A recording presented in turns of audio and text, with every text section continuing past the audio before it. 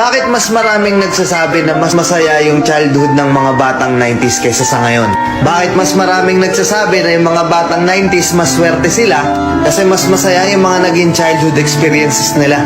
Simple lang. Mga batang 90s, pakinggan nyo to. Lapit ka konti. Nung panahon natin hindi pa uso cellphone. Hindi pa uso yung puro Mobile Legends, naglalaro ka sa cellphone, manonood ka sa cellphone. Lahat ng laro natin nung bata tayo puro physical. Naalala mo pa ba yung lalabas ka sa hapon para lang makipaglaro sa mga kaibigan mo? Yung tipong nababadtrip ka na kasi nabuburot ka na sa laro, pero tuloy ka pa rin kasi masaya ka makipaglaro sa kanila. Yung tipong lalabas ka ng alas 3 ng hapon hanggang alas 6, hindi ka na pwedeng magpagabi kasi mapapalo ka. Pero yung maiksing oras na yun para makapaglaro ka, pakiramdam mo ang haba-haba na. Naalala mo pa ba?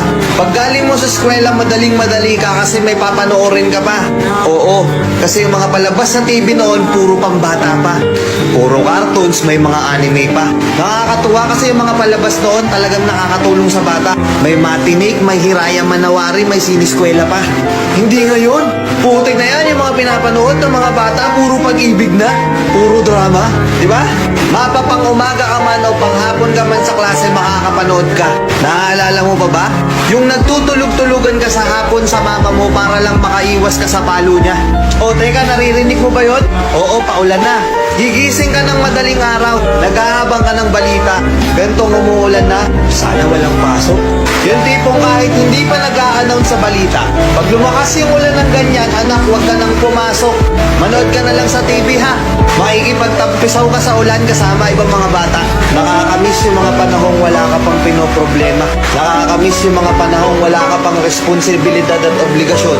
Nakakamiss yung mga panahon nung ikaw ay bata pa. Pero napapansin ko, bakit hindi ko na nakikita yung mga ganong klaseng bata? Sa tuwing lumalabas ako, napapansin ko napakatahimik na ng iskinita. Hapon na, oras na ng paglalaro nila. Pero bakit ganon wala ng mga bata? Nasa na sila? Napokus na sa kaka-cellphone. Hindi na lumalabas ng bahay. Mas minaigi na lang nilang mag-cellphone at manood ng mga bagay na wala namang kakwenta-kwenta. Iba na talaga panahon ngayon, no? Kasi ngayon yung mga bata hindi na nila ini-enjoy yung pagkabata nila. Hindi na sila lumalabas para makipaglaro sa mga kalaro nila. Nagbabago na talaga yung takbo ng mundo, di ba?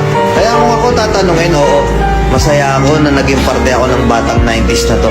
Kahit isa rin ako dun sa mga batang napapalo dahil sa sobrang kakulitan ko, hindi ko pinagsisihan yung mga memories ng mga panahong masaya pa akong nakikipaglaro sa mga kaibigan ko. At alam kong ganun din kayo. Mga batang 90s dyan, huy! Alam kong naandyan pa sa puso nyo yung inner child nyo. Tatanungin ko kayo, mas masaya nga ba talaga yung mga panahong hindi pa sikat yung teknolohiya sa mundo?